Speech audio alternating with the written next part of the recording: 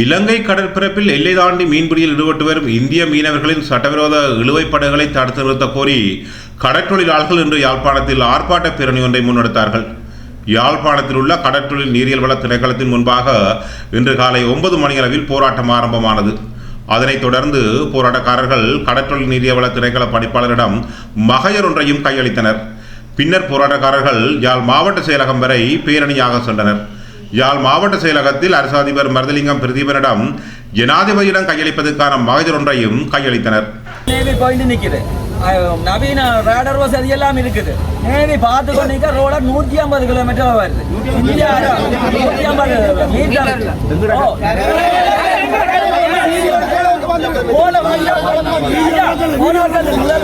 Metre ரோட இடிச்சு கண்டே செத்தாது. போட்டு போட்டான். நட்டகடும் இல்லை. நாங்க கவுண்டர் ஐயாட்ட நட்டகடு கொடுத்தாங்க. முதல் கவுண்டர் ஐயாட்ட நட்டகடும் வரையில இடிச்சுட்டு போட்டான். அங்க இந்தியா அரசியல்வாதிகள் சொல்லுதுகள் இங்க வார இல்லைன்னு ஒரு சில இந்தியவாதிகள். ஆனா இங்க இப்படி வரும் நேவி பார்த்து கொண்டிருக்கு. இந்த மக்கள் அவர் சொன்ன மாதிரி விழுந்த மாட்டுல வந்து திருப்பி நீங்கள் பனையான விழுந்தவன மாதிரி மிதிச்சு கொண்டிருக்கிறது.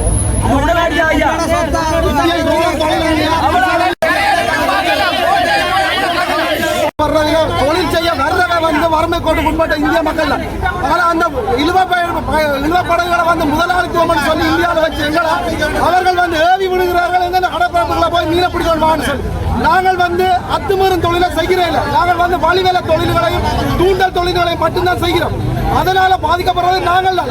எங்க அந்த நாட்டு சட்டத்துக்கு மதிப்பு கொடுத்து வழிவேலை தொழில்களை செய்கிறதால நாங்கள் பாதிக்கப்பட்டு கொண்டிருக்கிறோம். நாங்கள் முற்றுமுழுதாக இந்த வாழ்வாரத்தை நம்பிதான் இருக்கோம். அதனால முதலாளித்துவம் இந்தியாவில் இருக்க முதலாளித்துவ இழுவப்படகுகள் கூலிக்காக இழுவ மீனவர்களை அனுப்பி இந்த தொழில்களை வந்து நீங்கள் அக்கறை செலுத்தணும். அமைச்சர் மட்டத்துக்கு கவனத்துக்கு கொண்டு போய் ஜனாதிபதி மட்டத்துக்கு கவனத்துக்கு கொண்டு போய் இந்த எல்லையை நிர்ணயம் செய்து.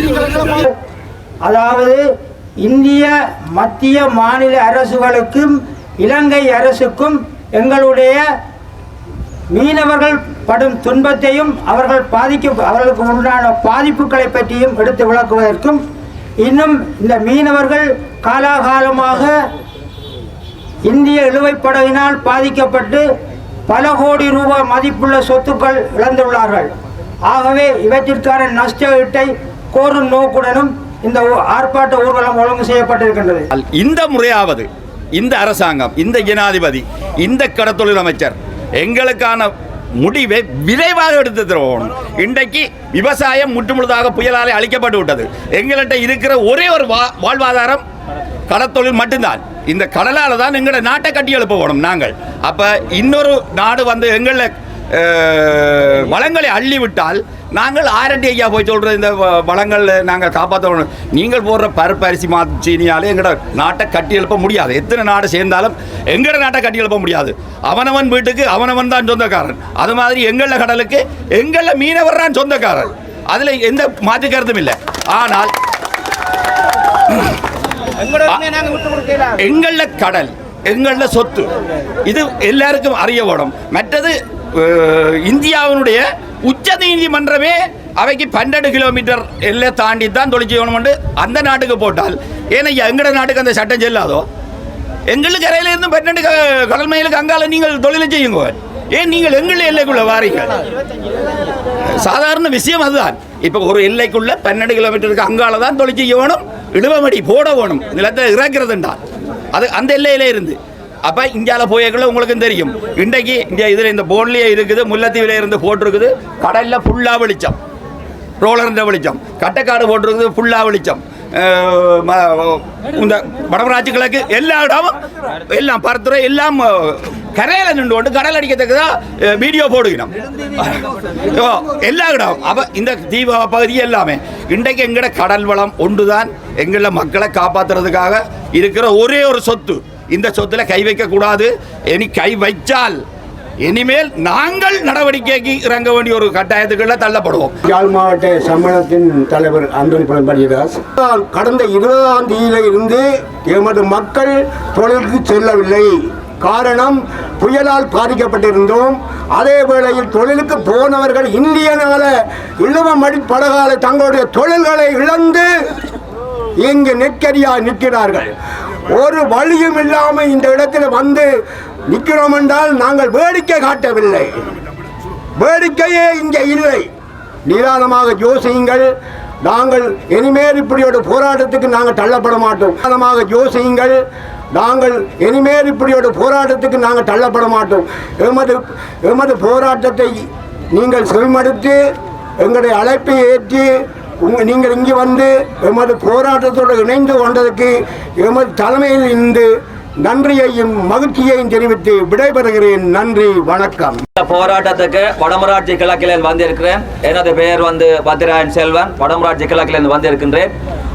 வந்து எமது நாட்டின் சொத்தான வளத்தையும் அழித்து இந்த மீனவர்களின் வலைகள் உடைமைகள் அவர்கள் வாழ்வாதாரத்தை எல்லாம் முற்றுமுழுதாக தொடர்ச்சியாக அழித்துக் கொண்டிருக்கின்றது. 2 வருடத்துக்கு முன்பு வடமராட்சி கிழக்கிலே 2 மீனவர்களை துடிக்க படகில் உறங்கிக் கொண்டிருக்கும் போது இந்திய நிலுவைப் படகு இடித்து போட்டு போயிருக்கிறார்கள். அவர்களுக்கான அந்த குடும்பம் இன்றைக்கு அல்லோலி பட்டு கொண்டிருக்கின்றது. அவர்களுக்கான எந்த வாழ்வாதாரமும் இல்லை. தொடர்ச்சியாக இந்த நாட்டிலே அனர்த்தங்கள் நடந்து கொண்டிருக்கிறதை சாதகமாக பயன்படுத்தி கொண்டு ஒரு பக்கம் நமது நாட்டுக்கு உதவி செய்வதாக பாலங்களையும் நிவாரண பொதியையும் வழங்கிக் கொண்டிருக்கிற அதே சமயம் எமது வடக்கு கடலுக்கு வளங்களை அழித்து மக்களின் வாழ்வாதாரத்தை தொடர்ச்சியாக அழித்துக் கொண்டிருக்கிறது. எமது தீவக மக்களையும் வடமராட்சி பகுதி கிழக்கு மக்களையும் முல்லைத்தீவு மக்களையும் அழித்துக் கொண்டிருக்கிறது. குறுகிய காலத்திலே வடமராட்சி கிழக்கிலே முல்லைத்தீவிலே சிவப்பு ரால் படப்போகிறது. அந்த ராலை முற்றுகையிட்டு இப்ப அடித்துக் கொண்டிருக்கிறான். கடல் படை பார்த்து கொண்டிருக்கிறது. பெத்திரக்கேணி கடற்படை நவீன தளத்திலே சகல ரேடர் வசதியோட கடற்படை பார்த்து கொண்டிருக்க கடற்படை பாதுகாப்போட செய்து கொண்டிருக்கின்றான். தயவுசெய்து இந்த நாட்டின் ஜனாதிபதி அவர்களே, கடத்தொழில் அமைச்சரே, இந்த தமிழ் மக்களை நீங்கள் வாழ விடுங்கள். உங்கள் அரசியல் நோக்கத்துக்காக எம்மை பலிக்கடாயாக்க வேண்டாம். இது வடமாகாண யாழ் மாவட்ட மீனவ சமூகங்களால் ஒழுங்கு செய்யப்பட்ட இது ஒரு சாம்பிளான ஒரு ஆரம்ப ஆர்ப்பாட்டம். இதுக்கு கடத்தொழில் அமைச்சர் சம்பந்தப்பட்ட அதிகாரி நடவடிக்கை எடுக்க தவறிலே வட யாழ் மாவட்டத்தில் சகல பிரதேசங்களை முற்றுகையிட்டு தொடர்ச்சியான போராட்டத்தை நடத்துவோம் என்பதை ஆழத்தரமாக இந்த மீனவ சமூகங்கள் சார்பாக கேட்டுக்கொள்கிறேன். பருத்தித்துறை நகர கடத்தொழிலாளர் கூட்டுறவு சங்கத்தின் செயலாளர்.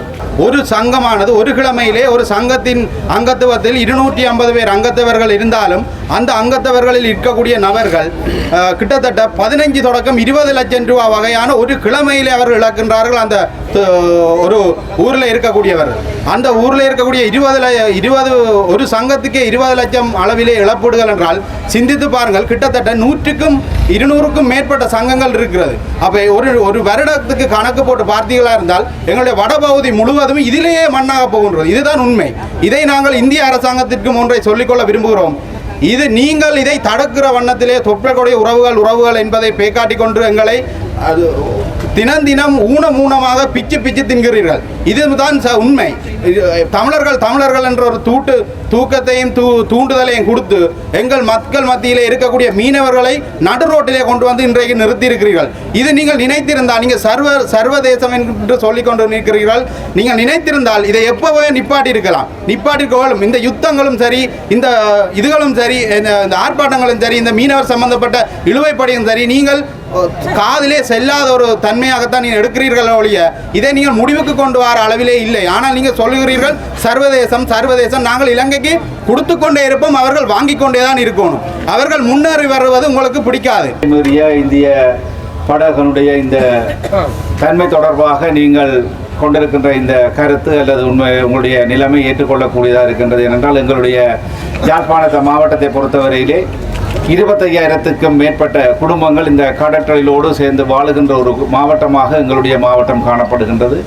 எங்களுடைய மாவட்டம் கடந்து மாகாண ரீதியாக இத்தகைய இந்திய இழுவைப்படகளுடைய தாக்கம் நாங்கள் உணர்ந்து கொள்ளக்கூடியதாக இருக்கின்றது. அண்மையிலே கூட வடமாகாணத்திற்குரிய கடற்படை தளபதியோடு நான் கலந்துரையாடிய போது கூட இந்த விடயம் தொடர்பாக பல்வேறுபட்ட கருத்துக்களை நாங்கள் தெரிவித்திருந்தேன். ஏனென்றால் எங்களுடைய மாவட்டத்தினுடைய இந்த இழுவைப்படகளுடைய தாக்கத்தினாலே முழு மீன்வளமும் அழியக்கூடிய ஒரு நிலைமை இருக்கின்றது.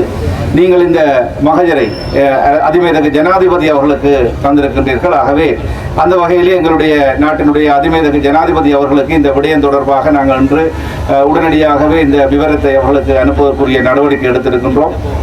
நிச்சயமாக இந்த விடயங்கள் தொடர்பிலே கௌரவ கடத்தொழில் அமைச்சர் அவர்களுக்கும் இந்த விடயத்தை தெரியப்படுத்த இருக்கின்றோம். ஆகவே அந்த வகையிலே நிச்சயமாக அதிமேதகு ஜனாதிபதி அவர்கள் இது தொடர்பிலே உரிய அமைச்சுகளோடு அல்லது அரசோடு இந்திய அரசோடு தொடர்பு கொண்டு அதற்குரிய நடவடிக்கைகளை எதிர்காலத்தில் எடுப்பார் என்ற நம்பிக்கை எங்களுக்கு இருக்கின்றது. என்றால் எங்களுடைய இந்த மாவட்டம் பிரதானமாக கடற்றொழிலோடு சேர்ந்த மாவட்டம், அண்மையிலே ஏற்பட்ட வெள்ள அனர்த்தத்தாலே கூட நீங்கள் பாதிக்கப்பட்டிருக்கின்றீர்கள். ஆகவே நிச்சயமாக உங்களுக்குரிய தீர்வை பெற்றுத் தருவதற்கு மாவட்டத்தினுடைய அரசாங்க அதிபர் என்ற ரீதியில் என்னுடைய முயற்சிகள் எடுத்து இந்த விடயத்தை மேல்மட்டத்திற்கு தெரிவித்து அது தொடர்பாக உங்களுக்கு சாதகமான தொடர் நடவடிக்கைகளுக்கு என்றும் உங்களோடு நிற்போம் என்று கூறி, உங்களுடைய இந்த உணர்வு ரீதியான இந்த ஆர்ப்பாட்டம் அல்லது உணர்வு ரீதியான எழுச்சி என்பது உண்மையிலே உங்களுடைய வாழ்வாதாரம், உங்களுடைய தொழில், உங்களுடைய பொருளாதாரம் அனைத்தையும் பாதிக்கின்ற ஒரு விடயம் தொடர்பாக நீங்கள் இவ்வாறு அக்கறை எடுத்திருப்பது உண்மையிலே எங்களுக்கும் வேதனை அளிக்கின்றது.